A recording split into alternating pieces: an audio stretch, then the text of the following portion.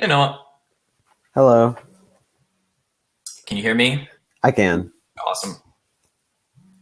So, okay, so the reason I set up this topic was I saw your debate a while back with Siegfried, when she basically came to the conclusion that natural rights don't exist at all, and I figured if I put this out, one of you would take me up on it. Through that. So basically the point that I have, and like the reason I think the natural rights do exist, is like the definitionally right is a moral entitlement to something. And the opposite of a moral entitlement is a moral duty. So if there's some kind of moral duty that exists to anything, then there is such a thing as a moral right. And so a natural right is something that inherently exists. So if morality inherently exists and there's some kind of moral duty that someone owes to someone else, then there is such a thing as a moral right. And that's a natural right as we understand it.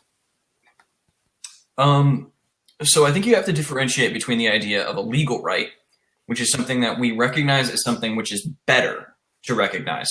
For instance, the idea of a natural right is something that is natural within you, that simply by virtue of being human, you have this automatic guarantee just by who you are as a human being, as opposed to some other species. If you were a chicken, you would not have that right. But since you are a human, you have this right. Um, so it's an innate thing. It's been called inherent, natural, or unalienable. They all mean the same thing. And it's different in the idea of a legal right, because a legal right says, all right, we recognize that this would be better. So, like, for instance, I think that we should have laws against murder or against theft or that sort of thing. That is simply because it would be better and society functions better when you have that. When you talk about the idea of a moral entitlement, I would ask you where you're saying this stems from. Where is the moral entitlement coming from, and what is it that gives you a moral right to something that you would not have if you were a chicken? Okay, yeah, I absolutely agree with your analysis on the legal right and the natural right. Now, the point I'm making is that natural rights exist because of the moral entitlement. So the moral entitlement derives from the laws of morality, which do exist, which basically say, I mean, there's the basic understanding where we can just say, here's basically what this is that we have a moral obligation to do things like not kill each other and not enslave each other. Those are kinds of things that we see like as the laws of morality. And I can go into a little bit more into like where we derive those and like the idea behind objective morality and why it exists if you're interested. I mean, we could go into objective morality and everything. I might press you a little bit on that.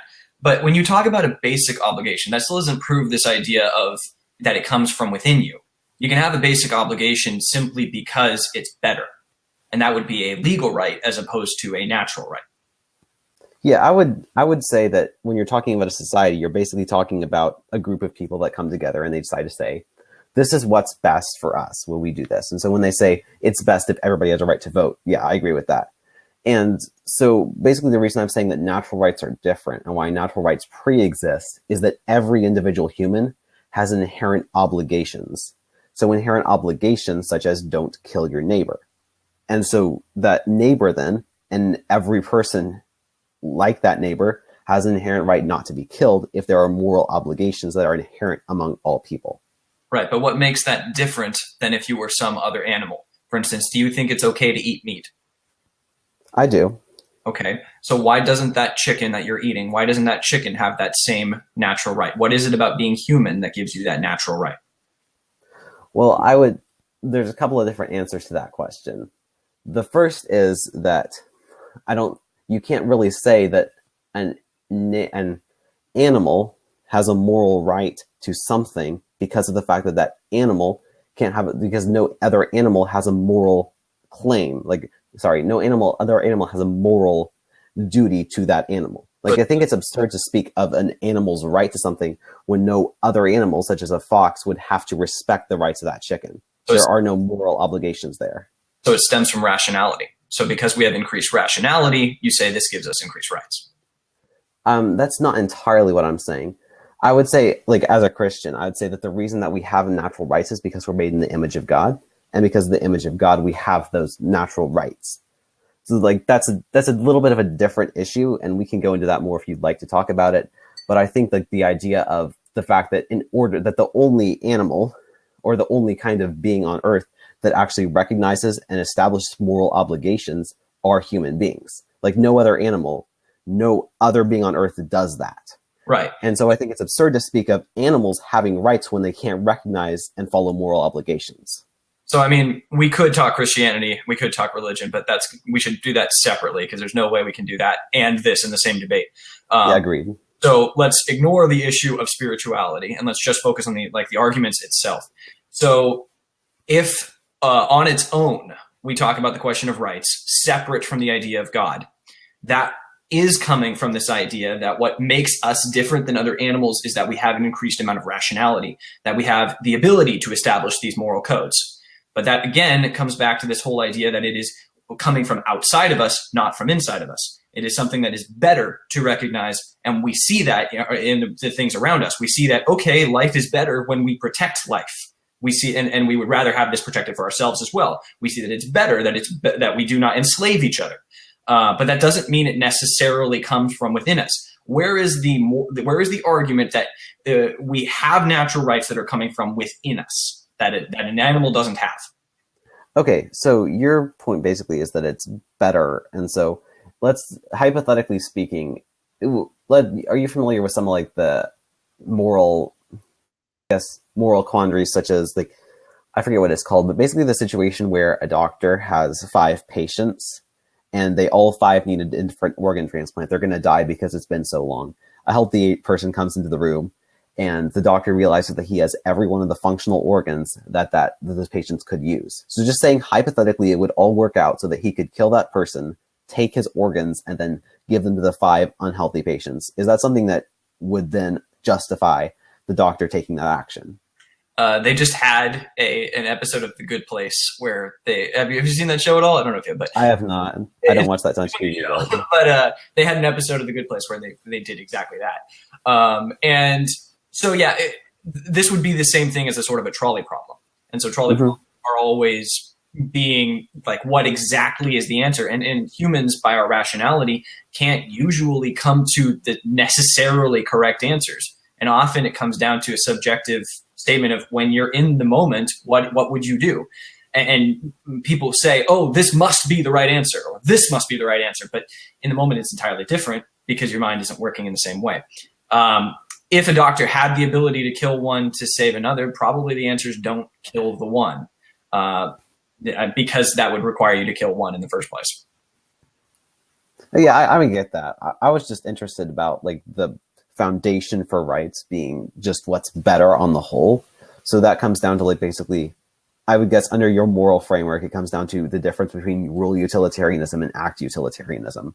But that's a little bit off of what I was initially intending to discuss. So your argument that basically we don't have a reason like where we derive moral rights from. And I think that you can derive these rights, like Locke, for example, was known to make an argument about why we can derive moral rights from just inherent rationality. And so is Kant. Like there have been philosophers who've done that for ages. Now, I'm not necessarily up here to describe each of their moral frameworks or which one I agree to. But the point I'm basically making is that if there is any form of moral obligation inherent to us as people, then there's an inherent moral right that is the reciprocal of that. And if there is an inherent obligation, then there's inherent natural rights. Well, I mean, you can have rule utilitarianism like you talked about, where like you can have, we see that this is better, and so we establish rules based on that. And for instance, it would be do not kill. So it's not do not kill unless kill when it's good for you. It would be simply rule utilitarianism that do not kill is the general guiding line for that. So, I mean, that's a perfectly reasonable way of interpreting what you're talking about there. When you talk about like Locke, I really want to point to him because Locke is the main one who has argued for this right to property, this inherent right to property. And there aren't many others who have tried to defend that.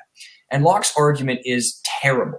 It's simply that if we take something out of its state of nature, then we get a right to claim it as our own, which when you apply it back to the chicken, why would a chicken have that same right? And if the chicken has that same right, when we kill the chicken, when we take its eggs, are we violating its natural right that it took something out of a state of nature. No, there was no natural right that ever existed to property. Now, it might be better. There might be a rural utilitarianism argument to say that, and actually I would agree with this, that it is better that humans recognize each other's right to property. But it doesn't come from just having a right to own this pen. I don't have a natural right to own this pen. But because of the framework that society has established, which has allowed me to purchase this pen, I now have a legitimate claim to say I own this pen, and that it would be wrong of you to take this pen from me. But it's not because I had a natural right to it. It's because it's better that society recognizes that certain rights are, society functions better when we protect those. Yeah, I would agree with you on the whole issue of property. Like, personally, I've read Locke's argument, and while I tend to like a lot of what Locke says, his argument for property being a natural right is a little bit far-fetched, to say the least. Like, personally, I think property is far more of a social construct. Mm-hmm. Like, that's just what it seems to be. Like, without a society, property doesn't make any sense. Right. And so when you see this whole issue of property, I wouldn't necessarily consider that a natural right, but I do see things like life and liberty, so things like freedom of conscience as natural rights. And if you're interested in those, I can go in a little bit more into those. Okay, sure. Let's focus on those. But what is the individual's natural right? Why does it come from inside of us? Why doesn't it come from society? Okay, so when you say society, that brings me back to something you said a little bit earlier, which is the idea that like rationality or somebody's actual inherent nature is something that's outside of them. Can you clarify that a little bit? Sure. So in the same way that property is not a natural right, there's nothing that we have a claim to that a chicken doesn't have. In the same way that we can't say we have a right to life and then deny that same right to life to other animals, unless there is something that is distinctly making us separate from them. So you could say rationality, but if rationality is your standard for what gives us a right to life when the chicken didn't have a right to life, then certain humans have more of a natural right than others if they have more rationality than others. If it's simply rationality that gives us our rights, if that's the thing that makes us distinct from other animals, then you're not actually making a claim based on humanity, you're making a claim based on rationality. So I don't really see anything in human nature that makes us necessarily have these inherent rights to life, liberty, or property that an animal doesn't, except rationality, which gets you into other bigger issues. So that's when you get into the whole idea of what are rights in the first place then. And that's when you get into they come from society, which is simply society is better off when it recognizes certain things. Like, for instance, it's better that we do not allow murder, that we have rules against murder, that we have rules against enslaving other people, that we have rules against taking other people's property. These are things that every society can see in itself and recognize and go, wow, we would have a really bad society if we allowed people to steal, rape, and kill. So they recognize that, and based on that, they create laws. So the rights aren't coming from inside you, they're coming from society, and then they're granted to all of society as a whole. Okay, yeah, I get where you're coming from with the whole idea of rationality. Now, the point I'm making is not that natural rights derive from us being rational individuals, but that they derive from the moral law. And the fact that we have are rational individuals means we are able to recognize and apply the moral law. So just rationality is not a measure of someone's moral worth. It's a measure of our ability to recognize someone's moral worth. That's basically the point I'm making there. So I'm not saying that disabled individuals are less worthy of life than others are. I'm just saying that as a species, we have the ability to determine our own moral, like the moral law. And we apply that to ourselves and not to chickens because we are the only creatures on this earth capable of establishing a moral claim or a moral obligation to anything. I mean, technically dolphins can too. But if, let's say that we had, I mean, this is kind of a sidetrack, but it also kind of ties into what you just said there. If we had scientists who modified a dolphin to give it increased morality and increased understanding, what would the answer then be? Is it simply humanity that gives us these rights? Or would the dolphin then have the same amount of rights? Because dolphins already have their own system of moral codes. So if we kill a dolphin, and oftentimes our policies with regards to oceans do wind up killing dolphins, are those immoral? Have we violated their natural rights? Okay, so scientists and dolphins. That's very interesting argumentation. Now, again, this is where I go back to my own like philosophical framework that we're not going to talk about in this debate. But personally, I think that dolphins don't have the image of God, and therefore we can't say that they have any kind of moral right. Let's say that hypothetically, though, a dolphin is somehow endowed with some kind of consciousness that enables them to establish moral rules and realize that they have some kind of moral right to life.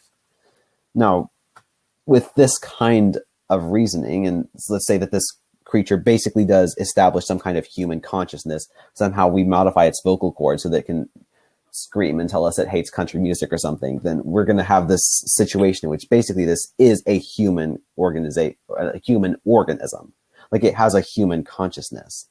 And in that case, if we do have this kind of creature that can recognize people's moral rights or whatever, I would say that we can, as a society, recognize that individual as having moral rights.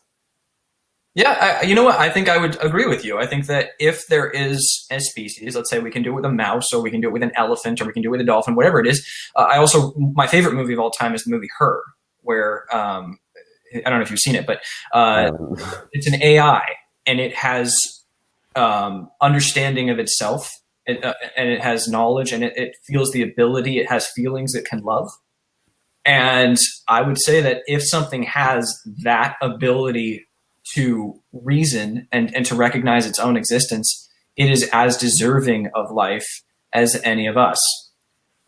So you're calling that a human right, but I don't know if that's necessarily a human right. I think it's a consciousness right.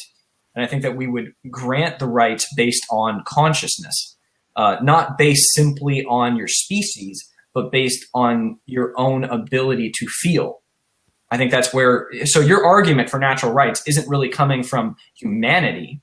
It's coming from rationality and capability of recognizing your own existence. Okay, so Leo, let's go with that for a minute. So let's just say that hypothetically we do have an AI or some kind of animal that does have consciousness. And we basically say this is a conscious animal. We come to the unanimous declaration of the entire United Nations that this is a conscious being. Sure. So then let's say that we do establish that consciousness is the foundation of natural rights. Mm-hmm. So then what we have there is basically the recognition that consciousness means we have natural rights. And so the difference there, when I don't think that disproves the notion of natural rights, is because there's no reason to believe that natural rights inherently should only apply because of humanity. Like a human, like that, I don't think that necessarily applies. If we're going to say that consciousness is the foundation for natural rights, then consciousness is inherent in humanity, basically. So then we could say that consciousness does create the natural rights just as something else would create, just as like our humanity would create natural rights, because consciousness is inherent in us, just as is our humanity. So good. Okay. So I think we can agree that it is consciousness that gives, and I would say that society recognizes that, and society recognizes that it is consciousness and the ability to feel and the ability of knowledge of oneself that gives someone the right to be alive and to be free and to own property. But now the question becomes, is that a natural right? Is that something you just inherently have because of your humanity? Well, first of all, I think that would already be disproven by the fact that if we were to bring something else to have this consciousness, then it wasn't just being born as a human that gave you that. It's the consciousness itself that gave you that. But more importantly, if this is an inherent, unalienable right, then it's something that no matter what cannot be taken away. But I don't think you or anyone actually believes that, because we all agree that if you are being attacked, you have the right to respond in self-defense, sometimes even with deadly force, which means your attacker did not have an unalienable right to life. He had a basic right to life that society would grant him, but as soon as he attacks one of us, he loses that right to life. So it was not an unalienable right. In the same way that prison also disproves this idea. Most humans would agree that if someone is a threat to society, then society has a legal right, a basic right, to be able to lock up that person. And if we lock up that person, that means they did not have an unalienable right to liberty. They didn't. So it's not just being human that gives us a right. It is society recognizing that society would be better off for us not to allow murder, for us not to allow enslavement, but that if you become a threat to society, you can sacrifice these rights. So they're not natural inherent rights. They're things that are dependent upon our consciousness, our rationality, and are not violating these accepted legal rights for others. Okay, let's look at those two claims. So first of all, you said that consciousness gives rights. That means that it's not the humanity that's giving rights. Now, the point I was making in my last speech is if we say that consciousness is the foundation for natural rights, then that does not disprove that rights can be inherent, because consciousness is inherent in individuals, in human individuals. So if your argument is that consciousness is what ultimately has to give rights, then the fact that another creature could attain consciousness at some point doesn't disprove that natural rights through inherent consciousness in humanity are inherent in humanity. So that's basically my argument there. And then you said that like the whole idea of natural rights are disproved by the fact that we will kill people who are attacking us or imprison those who are a threat to society. Now, the argument here basically is that defending yourself or retribution doesn't actually serve to disprove natural rights. And the reason for that is that natural rights only extend to where you aren't violating the moral law. So when you go and you say, hey, so I am trying to imprison you and make you my slave, that's violating the moral law of someone else, and they have a right to resist you because they have a right to enforce the moral law in and of themselves. So if you have this moral law that says you cannot take away someone's liberty unjustly, then when you try to go and take someone's liberty unjustly, they have a right to respond in force. And so when you have this, it means that like if you're trying to kill someone in the street, they have a right to shoot you to defend themselves under the moral law. Same thing with prison, basically. Now, prison is basically where we get into more of the social contract and apart from the actual natural right. But if we basically just assume an anarchical society in which nobody exists, there's no government or nothing, then we can see that prison, or just like the idea of defending yourself against somebody harming you, is just as much as exercise of the moral law as is in saying I have a right to be free from harm. So that's basically my argument there, that like it comes into, you only have a natural right, not such that you can't do it while you're harming other individuals. Like you can't exercise, you can't claim I have a moral right to do all this stuff, and you can't do anything that's going to harm me while I am trying to harm you. Okay, so first you talked about how consciousness is inherent in humans. This is true. And so the question then becomes, is it being human that makes a natural right exist, or is it consciousness?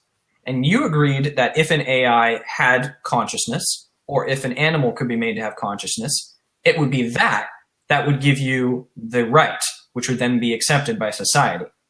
So it's not humanity that gives you a right. It's not, I have this right because I'm a human. It's that society has recognized that because you are a conscious being, you have that right. And other beings, if they had that same consciousness, whether they're human or not, would be deserving of the same amount of respect and of these basic rights. So they're not just a human thing. It's not, I'm human, therefore I deserve this. It's, I'm conscious, I'm feeling. Therefore, society has recognized that I have this. So it's coming from outside of you. It's coming from society. It's coming from consciousness, not from your basic state as a human. You talk about how moral law and how if someone is violating another person's moral rights, they are sacrificing their own. But if that's the case, then that means that the person who is doing the violating did not have an unalienable right. It did not have an inherent right. It did not have a natural right. Just being human isn't enough to say that I automatically, no matter what, deserve a right to life, liberty, and property. You don't. There are conditions that are applied to that. They stem from your consciousness. They stem from what you do. And if you do something that violates the moral code, and I'll bring another point up about the moral code in a moment. If you do something that violates the rights of another, then you did not have this unalienable right. So really, it does come back to this. It comes back to the rights that are afforded to you come from society. They come from society saying it is better that we recognize that since humans have rationality, they have consciousness, it is better that we protect this, that we protect their right to life, liberty, and property. But they don't just have it because they're a human being. So when you talk about the moral code, that doesn't show anything. That actually shows exactly what I'm talking about here, that society extends this moral code. And I'll lead to one other point here. You talk about a moral code. Where is this moral code coming from? And remember, we're not talking about spirituality. We're not talking about religion here. You're assuming that a moral code is objective. And yet, everybody has different ideas of what actually constitutes morality. So if someone's violating the moral code, who's determining what the correct moral code is? I mean, you could point to certain things, like you could point to utilitarianism, but even that is subjectively measured. You could point to spirituality, but even in spirituality, there's 30,000 different versions of religion. So even that is subjective. So violating a moral code is still a subjective question. So ultimately, what we come back to is simply this. The rights that are guaranteed don't come from inside you. They come from society saying, here's what would be best to recognize as a society. Okay, so I'm going to go down those points in order.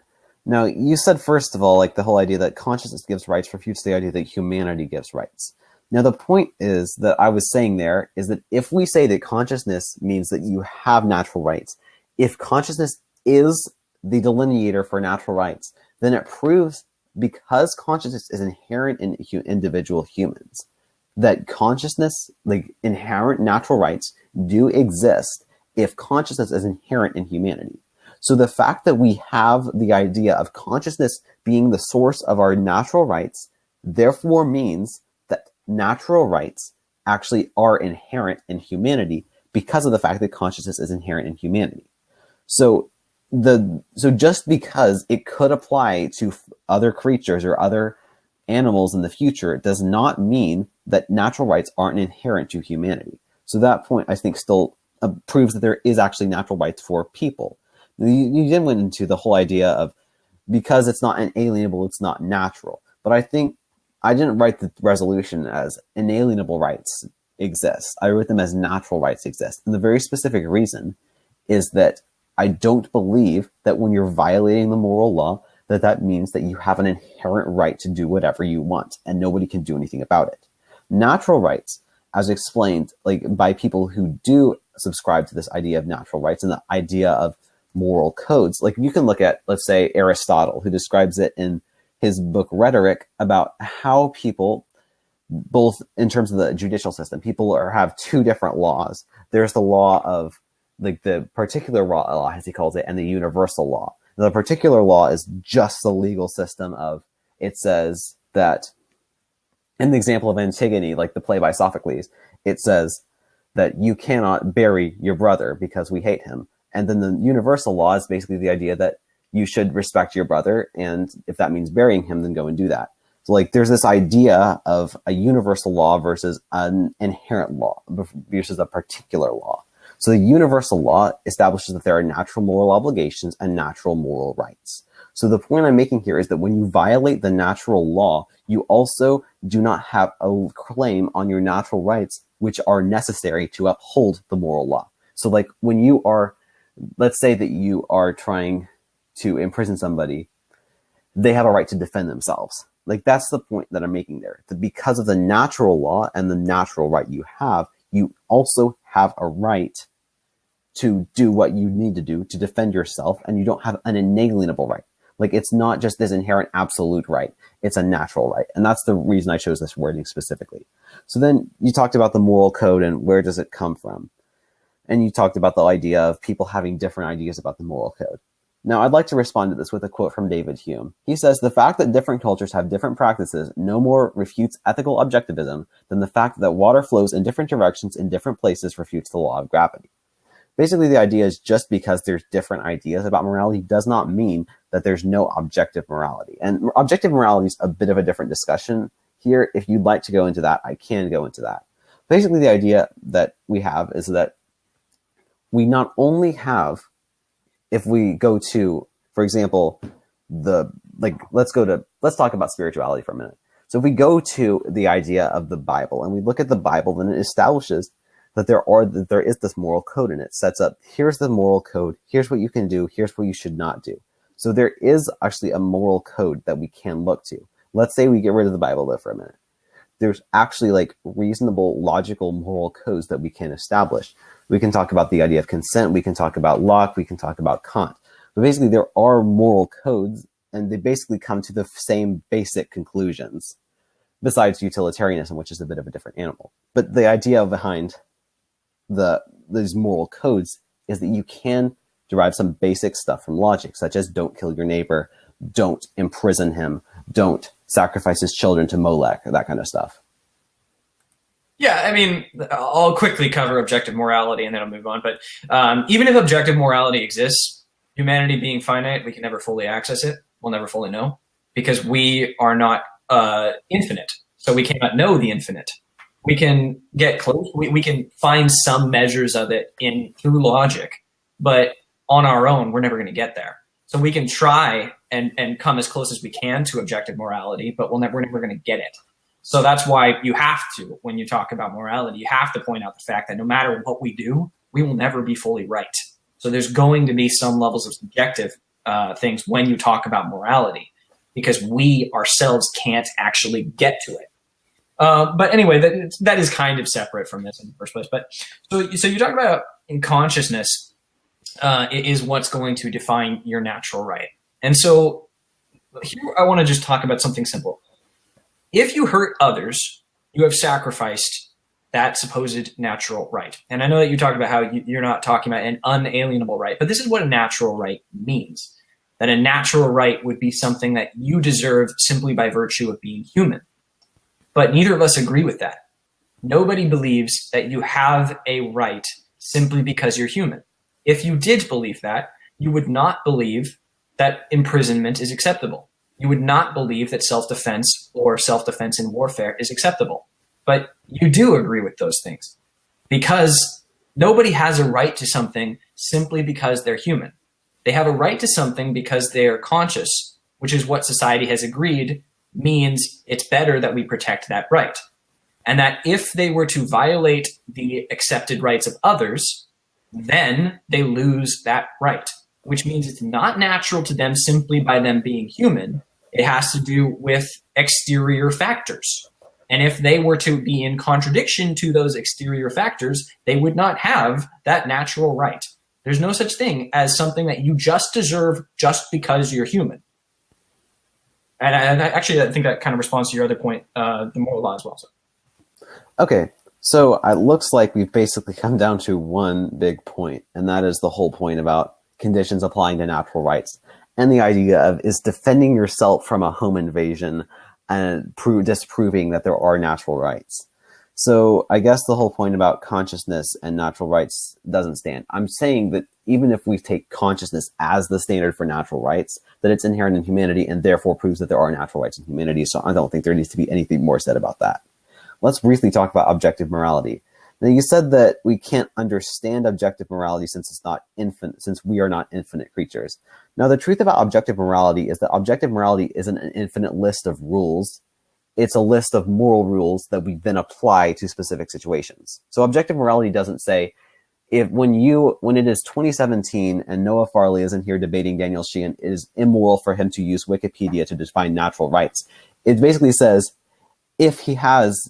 we have to rely on these moral rules that basically set the standard for future situations. So objective morality doesn't mean that it's absolutely infinite. It means there are moral rules that we can derive, and that then we have to follow those moral rules. That means there's going to be moral dilemmas, that kind of stuff. But it doesn't have to be infinite. So I don't think this point really applies. It's not saying objective are not infinite beings. So the last point that we basically have to cover is the idea that just because rights are not inalienable means that there are no natural rights and we have to look at societal rights. So basically your point here is that conditions apply to our natural rights and therefore they aren't natural rights. Now the point I've made is that if we assume a moral law, which is what I've been doing for this debate to prove that natural rights exist, and as you haven't really contested, then that moral law inherently means that there are going to be restrictions on what you can do in exercising your natural rights. So let's talk about the whole idea of self-defense, just because that's an easy one. So if you, as well as the person involved, has a natural right to your own life. He's attacking you with a gun, and you have a gun too. So if he's shooting at you and trying to kill you, then you have a right to defend yourself because he is violating the moral law. So the point I'm making there is that natural rights aren't inherently inalienable from the moral law. Like the moral law still guides and upholds our natural rights. And let's look at the Wikipedia definition of them just for a minute. It says, natural rights are those that are not dependent on the laws or customs of any particular culture or government, and therefore universal and inalienable, i.e. rights that cannot be repealed or restrained by human laws. So basically what they're saying there is, even if you have an inalienable, even if we define them as inalienable, what it is saying is that that inalienable only means that we cannot restrict them by human laws. There's an inalienable moral right to uphold the moral law. And even when that means that you have to attack someone else, you're justified in exercise of defending your own self by the moral law, and they are not justified in attacking you and defending themselves by that same moral law. Well, prison would do that. That's a law. If you break the law, you go to prison. Thus, according to you, prison disproves the idea of natural rights, because that is a government-enforced thing that says, okay, you do not have a right to liberty. For years and years, and even still today, the death penalty is practiced. So yes, and even today, laws say you have a right to self-defense if you are being attacked. So these disprove the idea that you have a natural, inherent right to be alive and to be free if you have violated conditions. It's not coming from within you. It's not just, I'm human, therefore I get to be alive, and I get to be free, and I get to own property. It is that you have consciousness in the first place. And you said that I wasn't talking about consciousness. Well, this is simply the fact that consciousness is what gives you the ability to be defended. And this is because society has recognized this. And you're right that society recognizes that humans have this consciousness. So society recognizes all humans get these rights. But it's not just because you are conscious, therefore you have inherent right. It is because you are conscious, the society says, okay, it's better that we protect the rights of those who have consciousness.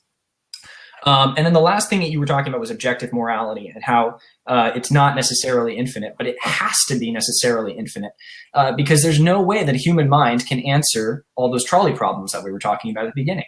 We are not great enough to know the depths of the human mind, to be able to know how to answer those trolley problems and know what the correct logical answer is, since it is a very strenuous issue, which is dependent on numerous other factors.